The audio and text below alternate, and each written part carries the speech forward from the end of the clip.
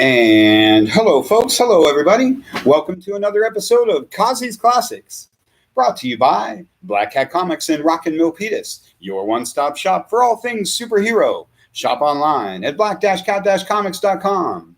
This is a show about vintage comic books, classic comics from great eras gone by. I'm your host, Mark Causey. If you're interested in purchasing any of the books we're going to be talking about tonight, open up another window, go to black-cat-comics.com. There's a drop-down menu in the top left. Click on Shop, click on Causey's Classics, and be patient when I say make it live. The book in my hand will magically appear on your screen for you to purchase. If you want to buy that book, go through the whole process, put it in your cart, check out, because if you just put it in your cart and Bob puts it in his cart and Bob checks out, Bob's going to get the book and you're going to be sad. So that's a little bit about how it works. Tonight's theme is all-time great creators, part 2. If you tuned into the show last month, we talked a little bit about all-time creators, talked about some of the greatest of the greats, Jack Kirby, Jim Steranko, George Perez, a few others. Check out the show from last time for more of that. This time around, thought we would dig a little deeper, go a little further with that list of all-time greats. As I said at the top of the last show, and the same thing applies, everybody has their favorite artists, their favorite writers. Thousands and thousands of people have blessed us with their incredible talent over the decades of comic books. And of course, a lot of those names are highly debatable. My favorite artists might not be your favorite artists. My favorite writers might not be your favorite writers. But there's a list at the top of that endless list. There's a bunch of names that we all agree are the greats, that we all agree are people who have made limitless contributions to comics. And we're going to talk a little bit about some of those folks tonight. It's going to be a whole lot of fun. So let's go ahead and get started. I always like to start with something easy, something a little light. Going to start off with this guy, X-Men #1. From 1991, it just absolutely boggles my mind that this book is 30 years old. It just blows me away that this book is 30 years old. When I bought this book off the stand in 1991, a 30-year-old book predated the Marvel Universe. So that's kind of a thing. Pretty hard to imagine a time when there was only one X-Men book. But that was the way it was until 1991, when they branched out and gave us this one by two of the all-time great creators, written by, drawn by the, don't even have an actor, just one of the greats of the greats. And like I say, kind of hard to imagine there was a time when this was the second X book. Kind of hard to imagine there was a time when Jim Lee was known more for Wolverine than for Batman. But here we are. And this is the E cover, the gatefold fold out, which shows you all the different versions of the other covers of the book. So that's a lot of fun. Can't say enough about this. If you're an X-Men fan, you may already have one of the many covers of this book. If you don't already have one of these, you definitely need one. This one is just $10. It's not mint, but it's a nice copy, a good reader copy. Show you some of the greatness. Again, this show's about all-time legends, and you don't get any more legendary than Chris Claremont. Chris Claremont is in a very rare group of folks, and we'll talk about a few others tonight, who are in that same conversation as Stan Lee, in the same conversation as Jack Kirby. When you talk about X-Men, Stan Lee was the first writer of X-Men, and of course, there's many others in a long list, but Chris Claremont is probably second on that list behind Stan Lee, and frankly, maybe even first when you talk about X-Men writers. And as I say, Jim Lee doesn't need any help from me. You already know all about that guy. So X-Men #1 from 1991. If you don't know where your copy is, go ahead and drop $10 on this one. If your copy isn't as nice as this one, go ahead and grab yourself another one, because it's well worth having a backup copy. Love this book. It belongs in every X-Men fan's collection. Like I say, bit of more of a modern Causey classic, but I always like to start with something easy. So let's go ahead and make it live. X-Men #1 from 1991. That cool Cyclops Wolverine Iceman cover. Good fun stuff. Now we're going to go deep, deep, way back to the classics. I said make it live, right? Mm-hmm. Marvelous. Our next book, Our Army at War. Our Army at War, number 171. Our Army at War 171 from the all-time great Joe Kubert. The Joe Kubert art of Sergeant Rock, second to none. You know, just about every creator I'm going to talk about tonight deserves their own show. I could go on for my half an hour about each and every one of these books. I could spend an hour talking about each and every one of these creators. Joe Kubert is definitely that. If there is someone on par with the history of Jack Kirby, if there's someone that can be put in league with the king, in my opinion, that person is Joe Kubert.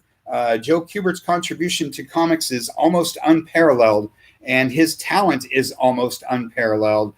He did Sergeant Rock for decades. Joe Kubert is one of the reasons why war comics is a legitimate genre. Anything you want to say about Joe Kubert is a bit of an understatement, no matter what you want to go on about. Let's get up close. What really defines Joe Kubert is that pencil work. His art, his line work became the in-house style of DC Comics for decades, and maybe even to this day. That Kubert style is what's known as, like say, the in-house work. They would tell the guys who came to work at DC, well, can you do it a little more like Joe? And of course, Joe Kubert founds his own art school, which has graduated hundreds and thousands on to great work. He has two work, Adam Kubert and Andy Kubert. If you're any kind of comics fan of the modern era, you know his boys, Andy and Adam. And it all starts here with Our Army at War. Like I say, it sort of legitimizes war comics, and I just go on and on and on and on about Joe Kubert. And this is just an example. You know, a lot of my folks, I won't speak for you nice folks at home, but a lot of my customers don't know a lot about war comics, don't have a lot of war comics, don't have a lot of Sergeant Rock. And I think every comic fan should know a little bit about Sergeant Rock, should know a lot about Joe Kubert and that incredible art style. I talk about the pencil work, but his panel layout, the drama, the facial expressions, everything that makes comic art great. Joe Kubert made it look easy. And this is just a fun example of his great work. The first appearance of the Mad Emperor. I picked one, that's a little bit superhero-y because, it's Causey's classic. So I do what I want. But like I say, it's not necessarily just battling Nazis in this one. There's black magic. There's all kinds of cool stuff. But really just a great opportunity to pick up an affordable version of Our Army at War and show yourself some excellent Joe Kubert art. Love Joe Kubert. Read anything that he's done. Learn about his school. Learn about his boys. Like I say, one of the great contributors to the history of comics. If it wasn't for Jack Kirby, like I say, I think Kubert would be kind of unparalleled. Maybe one of the greats on the list of folks we're going to talk about. So let's go ahead and make it live. Our Army at War, number 171. Take home some awesome Joe Kubert art. Treat yourself to a little Sergeant Rock and Easy Company. Good time. Love me some Sergeant Rock. All right, moving on. Staying in the DC realm. Got a real gem right here, real treat. This is Justice League of America, number 67. Justice League of America, number 67. 80-page giant, it says real big on the top there. And I'm showing you this book tonight for quite a few reasons. First and foremost, and sticking to our theme, this cover is done by the all-time great Neil Adams, the legendary Neil Adams. Most of you know Neil from his Batman work. Some of you know Neil Adams from his X-Men work. He worked on X-Men for about 5 minutes. And I'm showing you this one. Like I say, it's really neat to see a Neil Adams cover that features all the great JLA characters. Like I say, he's kind of known for Batman, so it's neat to get a Neil Adams that where he does everybody. The real reason I'm showing you this book, to be honest, is because it reprints 3 stories like Justice League 4, Justice League 14, and another early issue that I'm not remembering. All 3 written by the all-time great Gardner Fox. If you don't know the name Gardner Fox, you need to Google that and read everything that you can get your grubby mitts on that's written by Gardner Fox. Gardner Fox is the architect of DC's Silver Age. Cannot say enough about the great Gardner Fox and the endless numbers of stories that he's written. And 3 of his greats are in this supersized 80-page giant, which brings me to the third reason I'm showing you this book is this guy right here, Green Arrow. Reprints Justice League number 4, where Green Arrow joins the team. And this year is Green Arrow's 80th anniversary. Next week in the new comics section is the 80th anniversary special for Green Arrow. So I thought it would be fun to give you guys an opportunity to pick up the one where Green Arrow joins the team. And as you can see from these other guys, they also reprint the ones where Hawkman and the Atom join the team.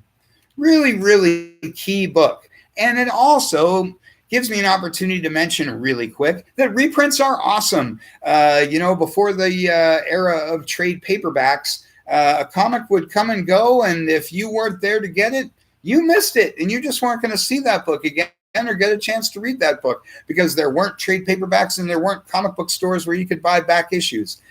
So picking up an 80-page giant like this one and being able to read some of those early issues of Justice League that came out maybe before you were into comics or even before you were born was really neat.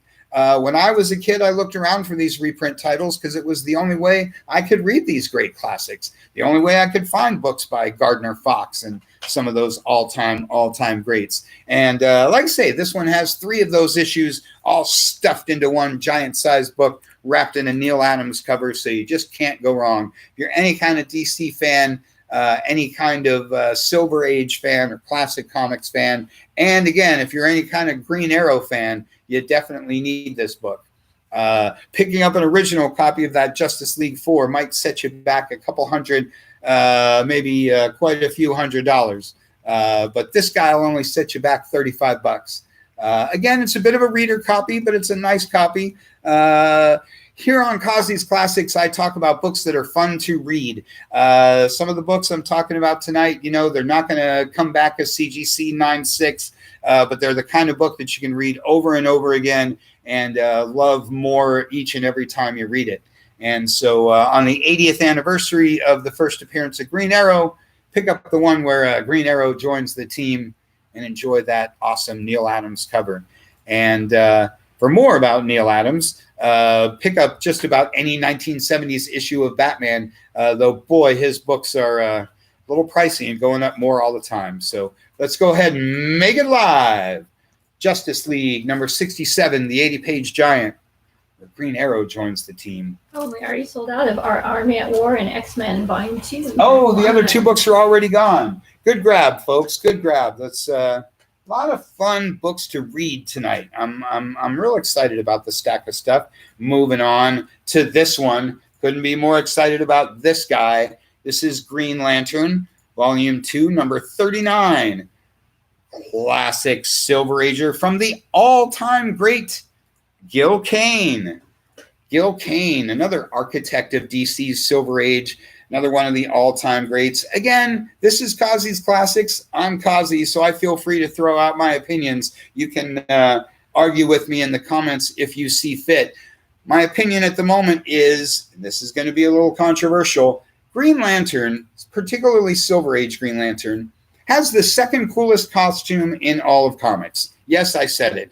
Amazing Spider-Man has the coolest costume, the best design. Yes, you can argue Superman, Batman, because those are really original. But just to say, Green Lantern's costume there, done by Gil Kane, really doesn't look too much like any other hero really isn't a ripoff of some other suit. You don't see a lot of guys in white gloves, the black sleeves. I don't know. It's just a really unique costume design, particularly for the Silver Age.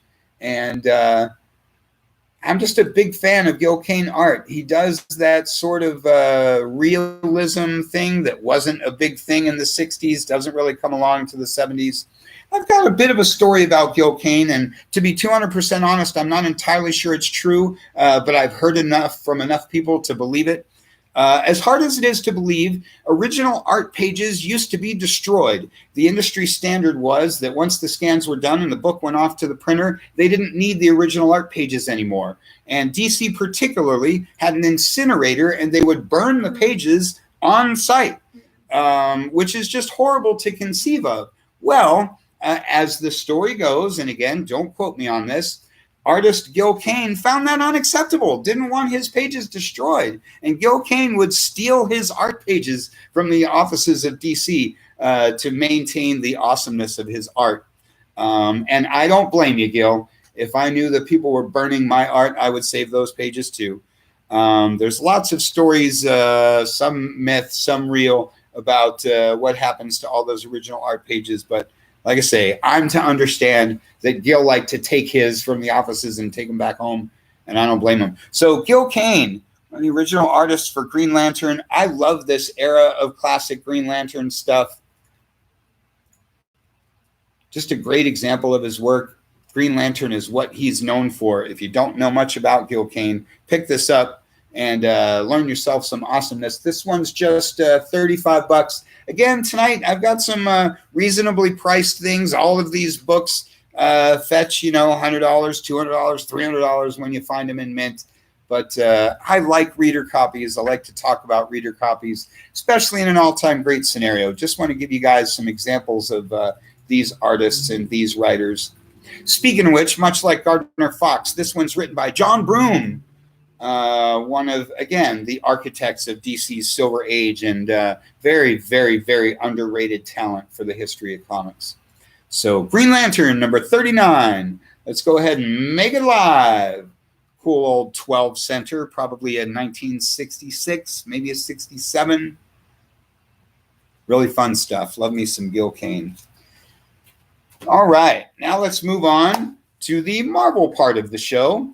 And I mentioned earlier when I talked about Chris Claremont being in a category of a very small group of people that their run on a book is considered equal to the Lee Kirby run. I talked a little bit about Joe Kubert being on par with Jack Kirby. My next artist might not be, who's on par with Jack and Joe, but he had the almost impossible task of taking over from Jack Kirby with Fantastic Four.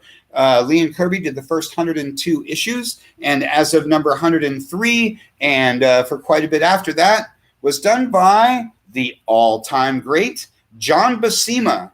This is Fantastic Four number 120, written by Stan Lee, who doesn't need any introduction from me, and drawn by the legendary John Buscema. You might know John Buscema more from his Conan books, from some of the other things that he's known for, but I wanted to mention his run on Fantastic Four because, as I say, that's a pretty high-pressure gig. Fantastic Four is the book that launched the Silver Age. Jack Kirby, the king of comics, the co-founder of the Fantastic Four, so taking over for him was a big deal. Taking over for those big-time artists after their big-time run is really tough, especially when you're new to the gig and all that kind of thing. But John Buscema hits the ground running, immediately establishes a name for himself as one of the premier Marvel artists. That's how he gets the Conan gig and all the other gigs that he has. Get up a little up close and personal. So again, you can see some of that pencil work that makes Buscema famous. Take a good look at that. This is the first appearance of the Airwalker, the horror that walks on the air. He's one of the heralds of Galactus. And in fact, it's one of my more favorite Galactus stories. To be a bit of a spoiler, so Galactus gets a herald, this guy Gabriel, and they do their thing. sadly, something terrible happens to Gabriel, and Galactus really misses him. And so Galactus builds a robot that is just like this guy, so that he can have his buddy Gabe to hang out with and eat planets. Think of Galactus as having a friend. So I don't know. I just think it's a neat story. And that's the first appearance. Never need any excuse to buy a Fantastic Four book. Never need any excuse to pick up a cool key Fantastic Four from any era, really. But like I say, John Buscema is all-time great.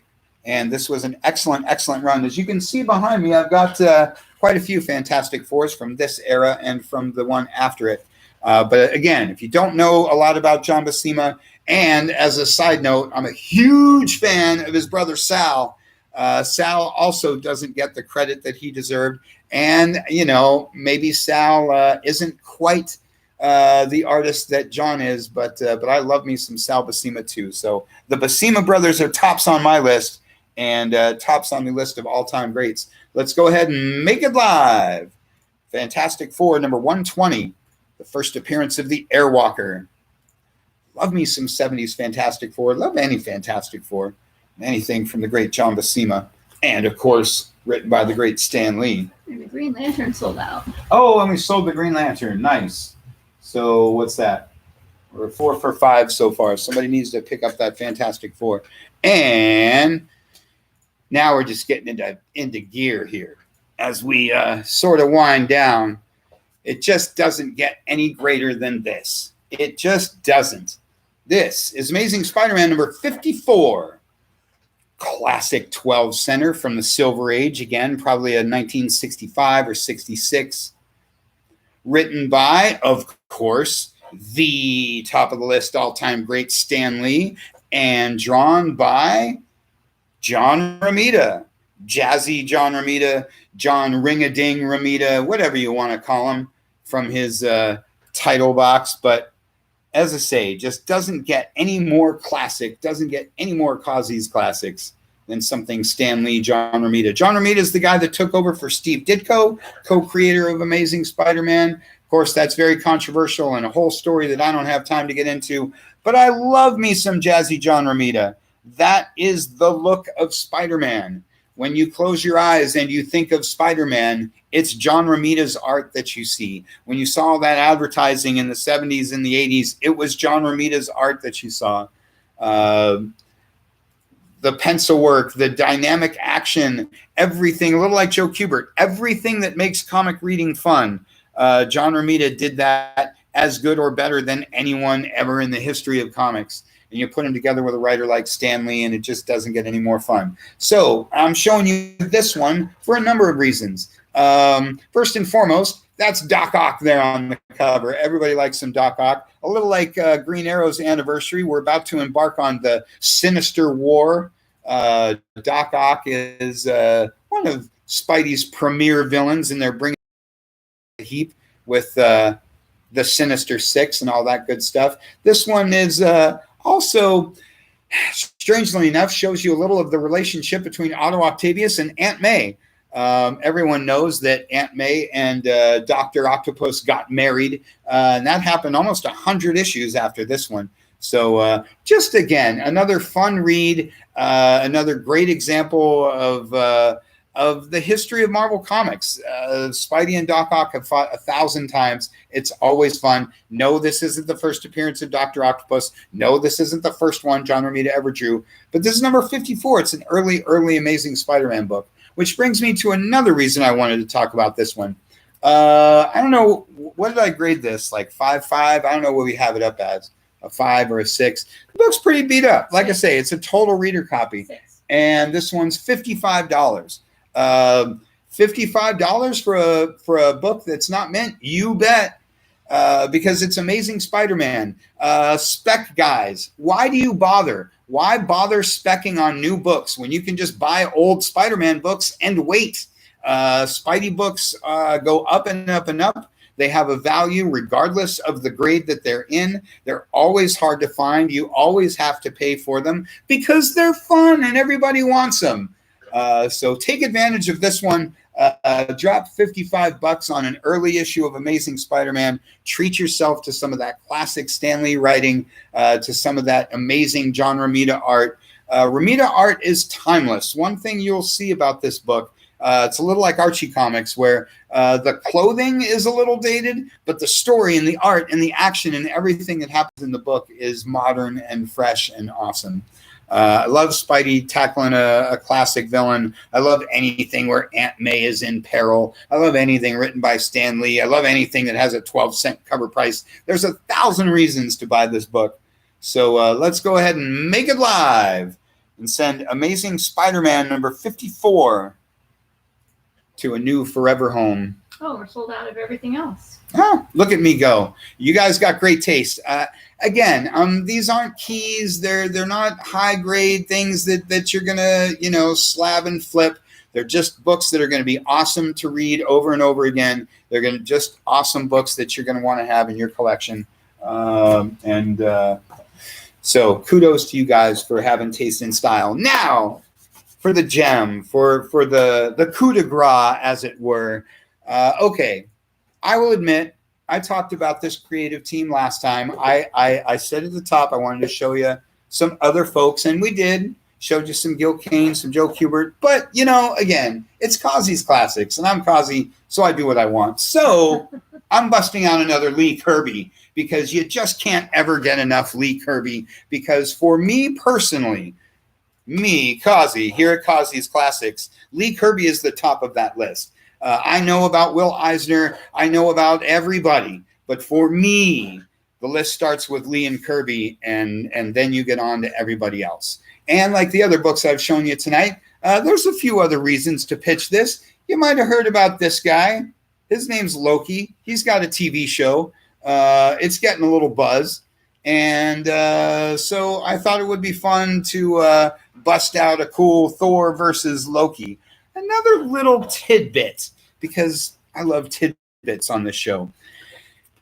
Something that gets lost in the history of comics is that back in the day, they had to do their best to try and appeal to everybody. My usual example of this conversation is Action Comics, where 1 month Action is a romance book, and it's about him and Lois. The next month, Action is a sci-fi book, and it's him out in space. And the next one, it's a funny book, and it's him and Mitch's Pidlick. They had to shake it up all the time. It wasn't just superhero. It wasn't just action. And honestly, this cover is a little bit of a nod to that. This cover is a little bit of a nod to Stan trying to sell his books to the female readers. It says, "The Mighty Thor, possibly the handsomest, most noblest superhero of all time."